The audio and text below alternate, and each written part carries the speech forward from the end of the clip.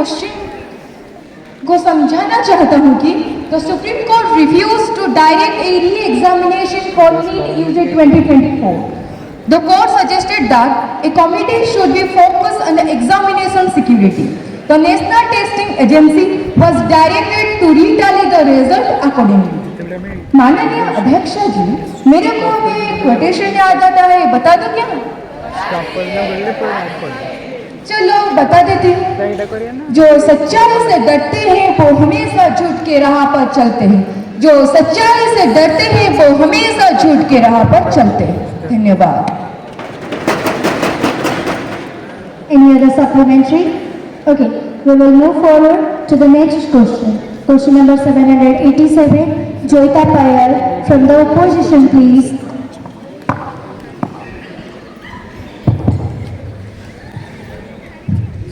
माननीय अध्यक्ष महोदय, मैं हमारे माननीय स्वास्थ्य मंत्री से ये कहना चाहती हूँ कि स्वास्थ्य ये हमारा सबसे बड़ा संपद है और हमें इसका पूरा ध्यान रखना चाहिए।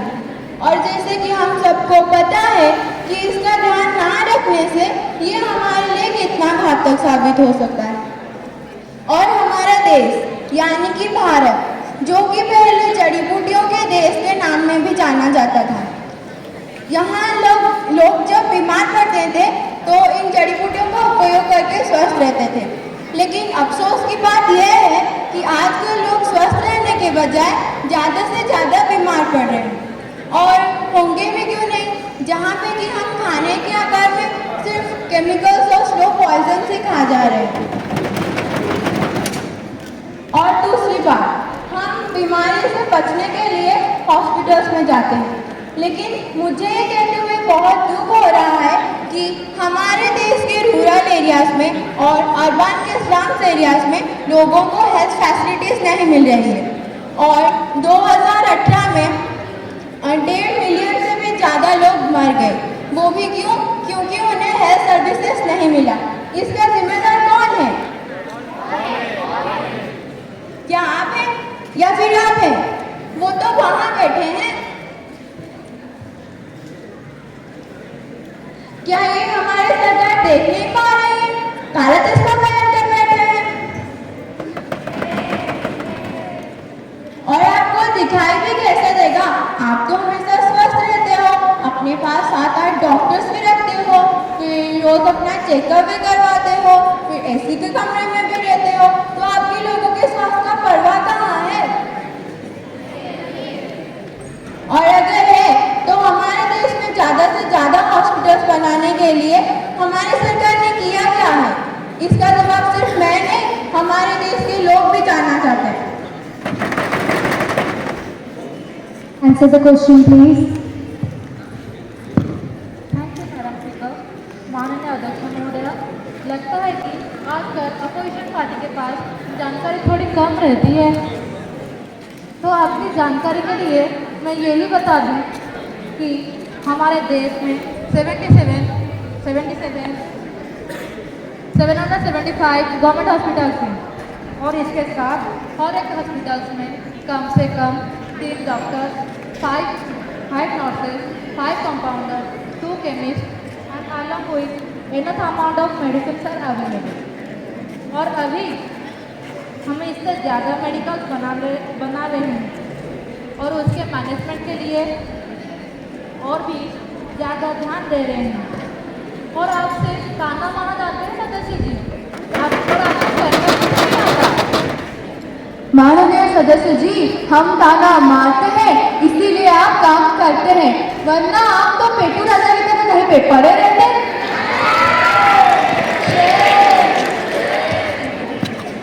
अरे बैठिए, थोड़ा ठंडे पानी पीकर अपना सांस आपको सांस ली। तो फिर आपसे जानकारी के लिए मैं ये बता दूं, हम education minister and finance minister के साथ मिलकर ये योजना कर रहे हैं कि कैसे ज़्यादा से ज़्यादा डॉक्टर, नर्सेज, कंपाउंडर, केमिस्ट और मेडिकल की साफ सफाई के लिए और भी ज़्यादा हेल्पफुल सहाय कर सकते हैं। सही है। और इसके बाद हम ये कोशिश कर रहे हैं कि इन इंडिया में कैसे ज़्यादा से ज़्यादा एडवांस टेक्नोलॉजी आ सकते हैं। धन्यवाद। Any other supplementary? माननीय सदस्य जी, हमें ना आपकी काबिलियत पर कभी शक था ही नहीं, तो इसीलिए आपसे एक प्रश्न पूछते हैं। अगर ये बच्चे बताइए, अगर आपके शरीर का एक ऑर्गन हम चुरा के किसी को बेच दे तो, या फिर आपके नए नवेले बच्चे को कोई चुरा ले जाए तो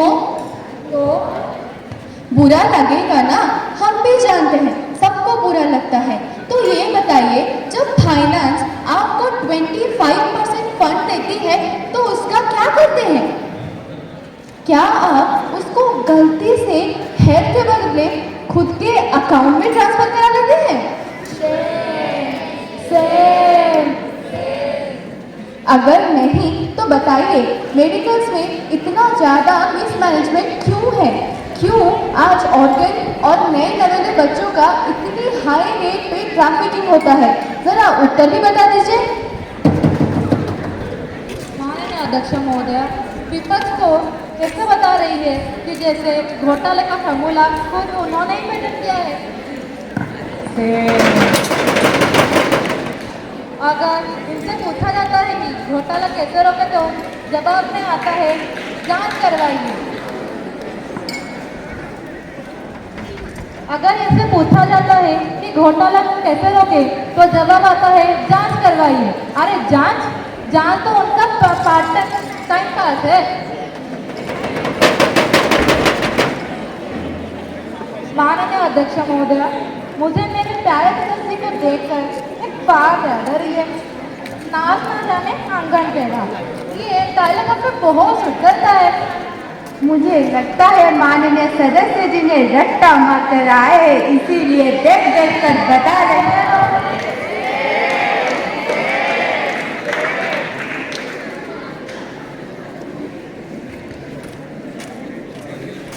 जब बात जनता की सेहत की आती है तब अपोजिशन पार्टी का काम सिर्फ बयानबाजी और आलोचना में सीमित रह जाती है। वो कभी हमें सहायता नहीं करते।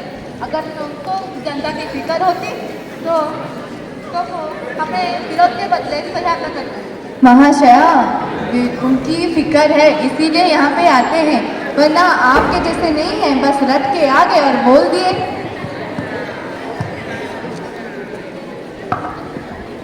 माननीय सदस्य, ऑर्गन ट्रैफिकिंग और न्यूबॉर्न बेबीसाइड चाइल्ड ट्रैफिकिंग दोनों एक अत्यंत संवेदनशील और गंभीर समस्या है, जिसको हमारी सरकार गंभीरता के साथ समझने में लगी है। हम इसके लिए कठोर कार्रवाई कर रहे हैं। हमने कई कदम उठाए हैं, लाइक गुड हिस्ट्री फुटेज, आमदन और प्रतिरोपण के नियम को सख्त करना, सर्च के हेल्प से इस सभी ज्ञान के नेटवर्क को ब्रेक करना, प्रॉपर रजिस्ट्रेशन और organ and newborn babies, proper registration of organ and newborn babies.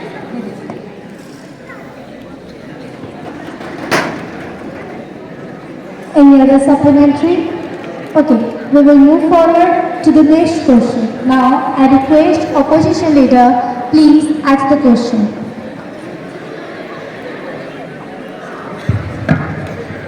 माननीय अध्यक्ष जी, पता है हाल ही में मैं मणिपुर गई थी।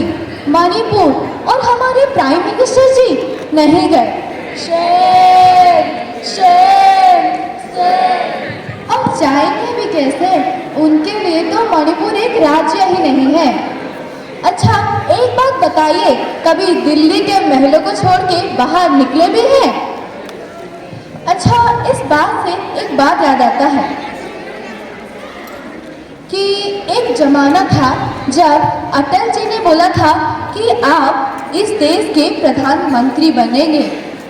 सच में डॉक्यूमेंट में मेंशन है और आप बन भी गए। एक बार नहीं, 2 बार बन गए। अब तो स्थान छोड़िए महाराज। अगर आप स्थान नहीं छोड़ रहे तो कोई बात नहीं, जो हमारे देश में आजकल कान काटने में होते रहते हैं ना, वो आपको अपना स्थान छोड़ने में मजबूर करा देंगे। आपको पता ही होगा, हाल ही में हुआ मणिपुर वाला केस, उस पे आपका सरकार गलत था, फिर भी आपकी सरकार ने कुछ किया क्यों नहीं? इसका जवाब सिर्फ हम नहीं, पूरा मणिपुर, उसके साथ पूरा भारत मांगता है। Any reaction to the question? माननीय अध्यक्ष महोदया, मैं माननीय सदस्य जी के प्रश्न के बारे में यह बता देना चाहता हूं कि हमारी सरकार भले ही मणिपुर के हुए वायलेंस को रोक ना सका शुरू होने से, परंतु हमारी सरकार ने कुछ हद तक मणिपुर में हुए वायलेंस को रोक के रखा है और अभी दोनों संप्रदायों के बीच शांति बनी हुई है। और रही बात मेरे ना जाने की, शायद मेरे मित्र को पता नहीं कि उस समय इंडोनेशिया के जकार्ता में G20 सम्मेलन आयोजित हो रहा था और प्राइम मिनिस्टर होने के नाते ये मेरा फर्ज बनता है कि उस मीटिंग को अटेंड किया जाए। और आपकी जानकारी के लिए बता दूं, हमारे होम मिनिस्टर ने स्थिति परिदर्शन के लिए गए थे। आपको ताने मारने से फुर्सत कहाँ कि देश की जानकारी रख सको। हमारी सरकार ने किया है तो यह तो मैं बता देना चाहता हूं कि मणिपुर में जो वायलेंस हुआ था उसमें गवर्नमेंट फिगर के अनुसार 225 मौत हुए हैं, लेकिन उन 225 मौतों से 215 परिवारों को हम आर्थिक सहायता प्रदान कर चुके हैं। 60,000 से ऊपर लोगों को हम सेफ जगह स्थानांतर कर चुके हैं और जिन जिन लोग इस दुखद घटना में आहत हुए हैं उनको हमारी सरकार फ्री में मेडिकल फैसिलिटी प्रदान कर रही है। और हम ये दावा ठोक के बोल रहे हैं जो जिस वजह से ये हुआ उसे हम जल्द ही समाधान करेंगे। और हम आपको ये कहना चाहते हैं कि जिन जिन के साथ भी ये अन्याय हुआ है उन सबको इंसाफ मिलेगा, जरूर मिलेगा। ये हमारी सरकार का भीष्म प्रतिज्ञा है। धन्यवाद। Now we will move forward to the next question. Question number 817. Sneha Linka from the opposition, please. माननीय महोदय, जैसे कि हम सब जानते हैं कि एनवायरमेंट यानी कि हमारा पर्यावरण हमारे लिए कितना महत्व रखता है कि हो भी क्यों ना हम इसी धरती पर पैदा हुए और इसी धरती के पर्यावरण के हवा को हम सांस लेके जिंदा रहते हैं। पर मुझे ये दुख के साथ कहना पड़ रहा है कि इसी पर्यावरण को लेके आज पूरा संसार चिंतित है। तो माननीय अध्यक्ष महोदय, मैं आपके माध्यम से हमारे पर्यावरण मंत्री जी से ये पूछना चाहता हूँ कि दिल्ली में रहते हुए दिल्ली के ये खराब प्रदूषण के ऊपर उन्होंने क्या क्या ठोस कदम उठाए हैं। अध्यक्ष महोदय, मेरा दूसरा सवाल हमारे मंत्री जी से यह है कि भारत के दूसरे राज्यों में बच्चे Monday, Tuesday, Wednesday, Thursday, Friday और सैटरडे 6 दिन विद्यालय जाते हैं, पर दिल्ली के यह घातक प्रदूषण के कारण 3 दिन, सिर्फ 3 दिन जा पाते हैं। क्यों मंत्री जी? क्या ये बच्चों के अच्छे भविष्य के लिए पर्याप्त है? तो इस सवाल का समाधान हमारे मंत्री जी किस प्रकार में करना चाहेंगे? Education Minister, please.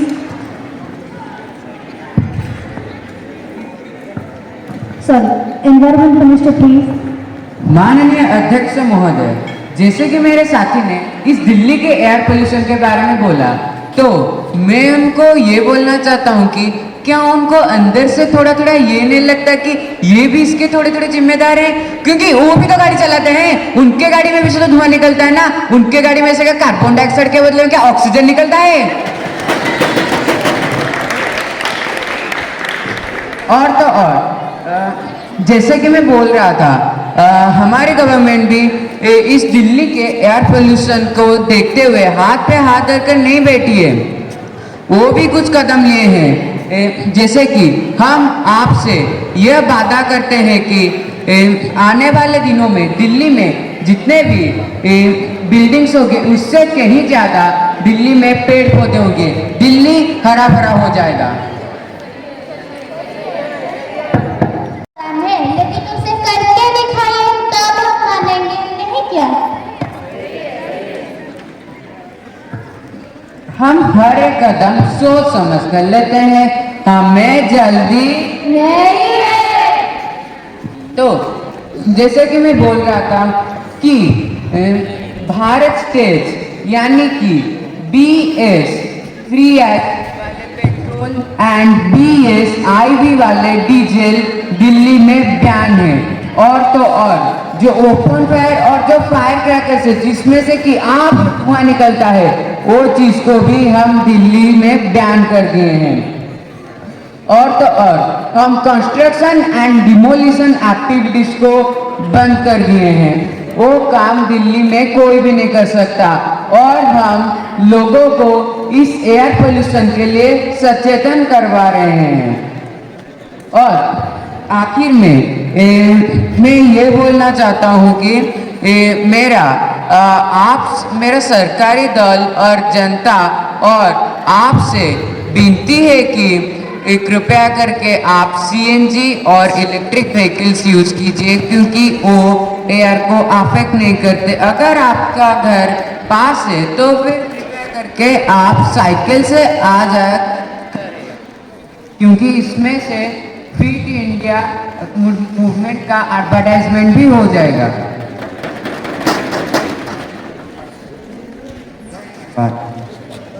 Any supplementary?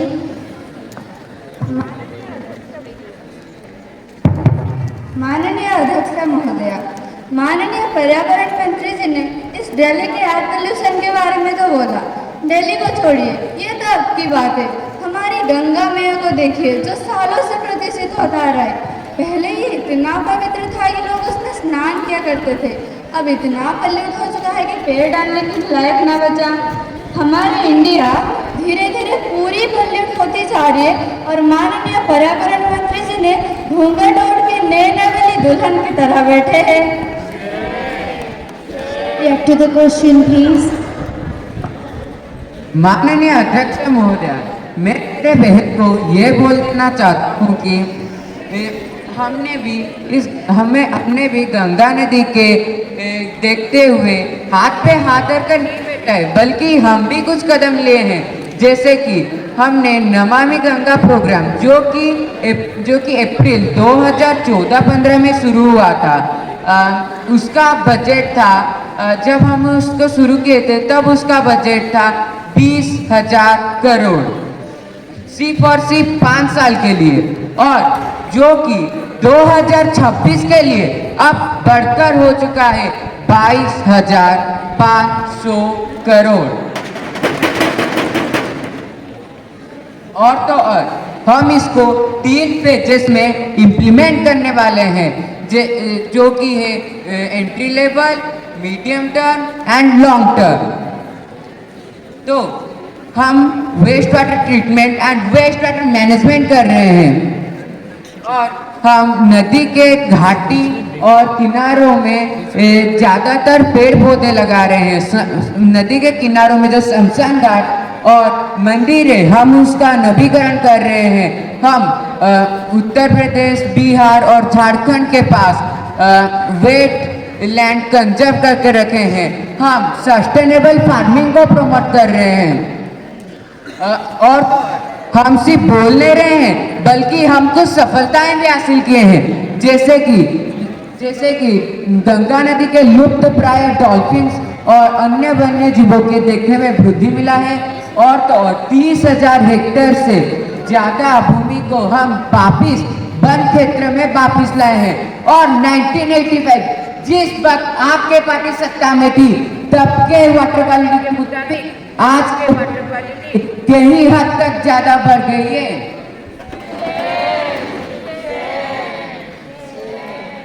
तो इतना ही था मान्यवर अध्यक्ष महोदय, धन्यवाद। We will move forward to the next question.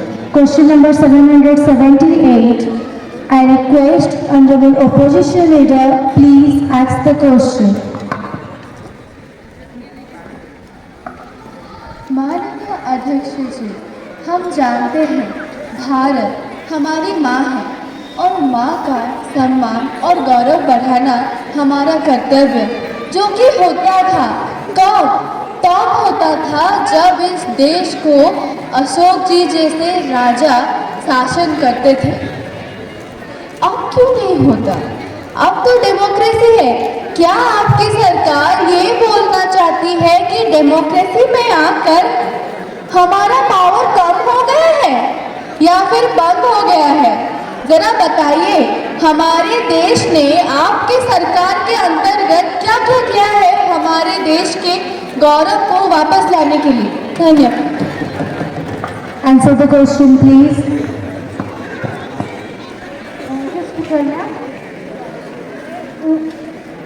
मैं उस देश की नागरिक हूँ जहाँ अशोक सम्राट जैसे राजा थे। मैं उस देश की नागरिक हूँ जहाँ डाल डाल पर सोने की चिड़िया को पाया जाता है।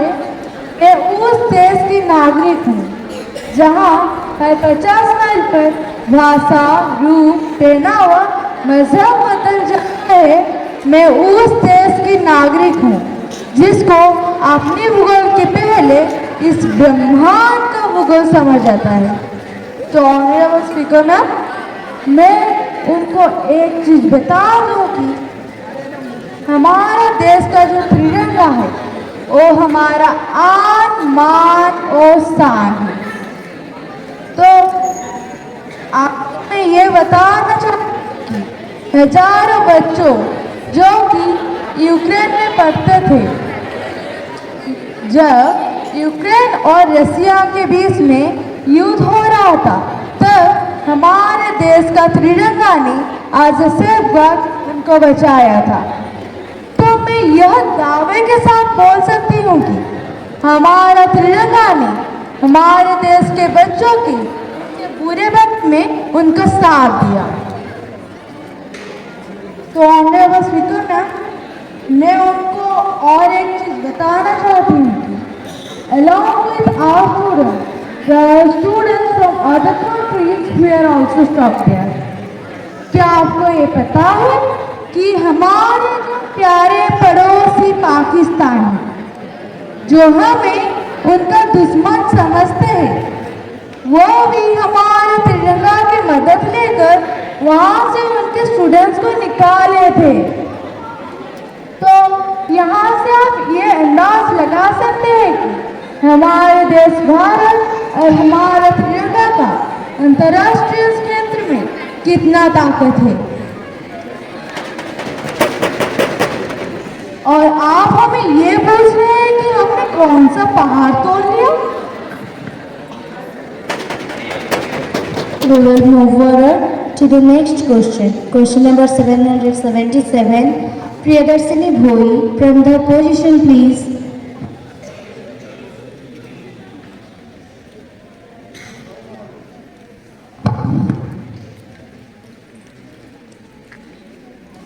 Address the department, please.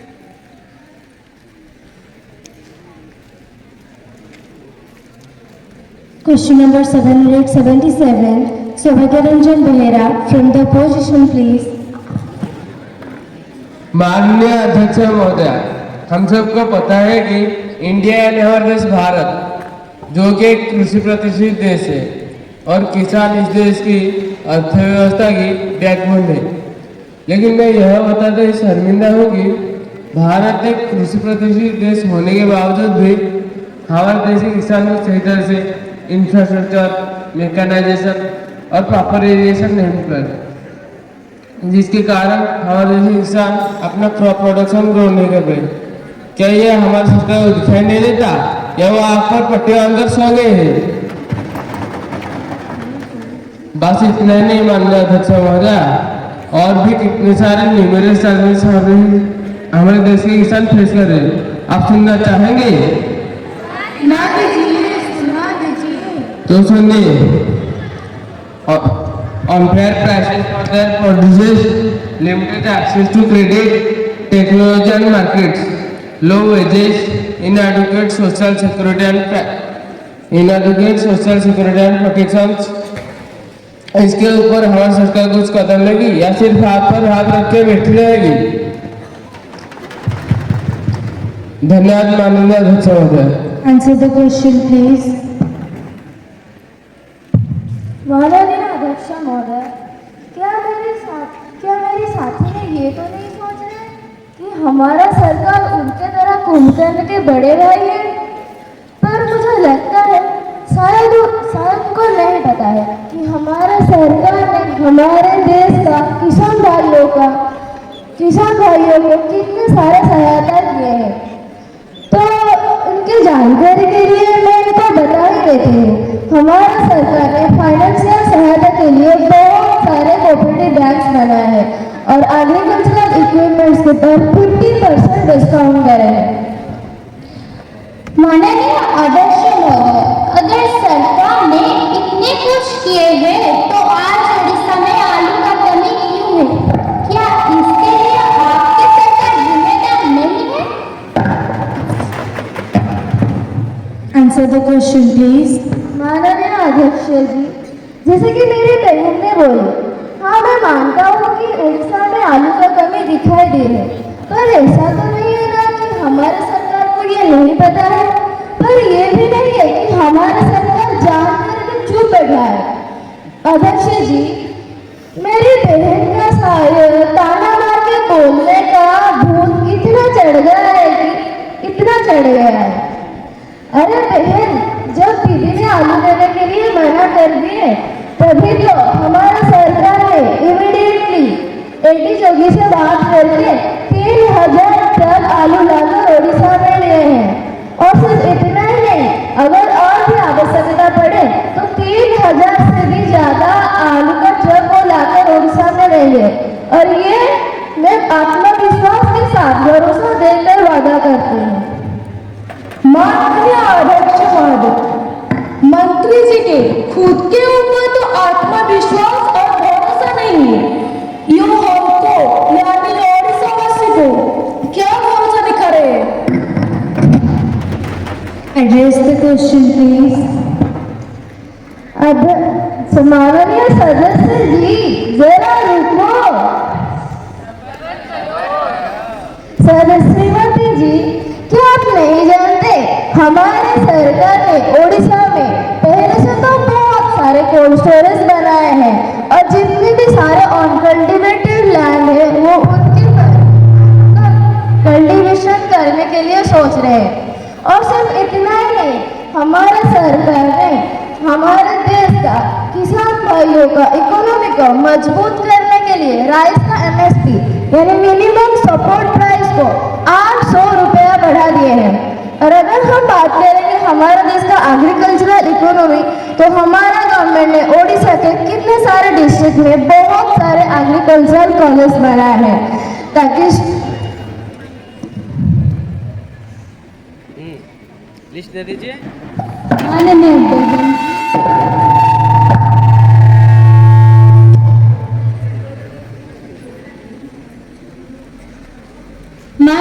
बहन जी, आज तो ये तो जरा ये सिर्फ आप हवा मार के बोले या इसका कोई ठोस सबूत भी है? React to the question, please. माननीय अध्यक्ष जी, मुझे पता था कि मेरी बहन बीच में ऐसे ही बोलेगी। तो इसे सुनकर मुझे कहीं मेरी बहन का खाना ना हजम होने का आवाज हो रहा है। तो बहन जी, थोड़ा सांस लीजिए, थोड़ा कोल्ड ड्रिंक्स लो। तो आपके सवाल के लिए, जैसे कि आप बीच में सवाल करोगे, खास करके आप ही के लिए, तो मैं रिपोर्ट लाकर आई हूँ। तो जब रिपोर्ट लाई हूँ आपको सुना ही देती हूँ। There are 6 agricultural colleges in Odisha. Odisha University of Agriculture and Technology यानी कि OUAT in Bhubaneswar, Khordha. Central University of Technology and Management यानी कि CUTM in Bhubaneswar, Khordha. शिक्षा और अनुसंधान यूनिवर्सिटी यानी कि SOA in Bhubaneswar, Khordha. Sivirambal Global University in Bhubaneswar, Khordha. Salipur Autonomous College in Cuttack. Central Odisha इन कोरापुट। तो माननीय अध्यक्ष जी, और मैं मेरी साथी से बस यह ही कहूँगी कि हमारा एग्रीकल्चर के ऊपर थोड़ा जानकारी रख के सवाल करिए जी। आप ऐसे झूठी मूठी सलाह देकर तो सच को बदल नहीं सकते। तो इधर आकर बोल रहे कि सरकार सो गया है। धन्यवाद। Now, this is your motion to introduce our foreign delegate in the House, Luis Campbell from the United States of America, and Georgia Franklin from South Africa.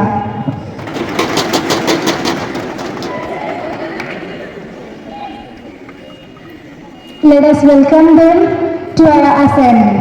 Member, next question is question number 777, Vishnu Prasad from the opposition, please. Honourable speaker madam, जैसे कि हम सभी को पता है, भारत एक उन्नतिशील देश है और हमारा देश का सबसे बड़ा विभाग है रेल विभाग, जिस विभाग में सबसे ज़्यादा पैसा भी इन्वेस्टमेंट हुआ है। तो मैं ऑनरेबल स्पीकर मैडम के द्वारा माननीय रेल मंत्री जी से कुछ सवाल पूछना चाहता हूँ कि क्यों हर साल इतने सारे रेल हादसा होते आ रहे हैं? क्यों? जैसे कि उड़ीसा का बालेश्वर डिस्ट्रिक्ट में जो बहानागा गांव है, जिसमें कि जो रेल हादसा हुआ है, जिसमें कि न जाने कितने जान चले गए हैं, उसके जिम्मेदार कौन है? हमारे देश में इसी तरह बार बार रेल हादसा होते आ रहे हैं और लोग मरते जा रहे हैं। और इसे कितने दिन सरकार हाथ पे हाथ रख कर बैठे रहेगा? अजी सुनिए, इनके कान में जूं क्या गूंजेंगे, पूरे के पूरे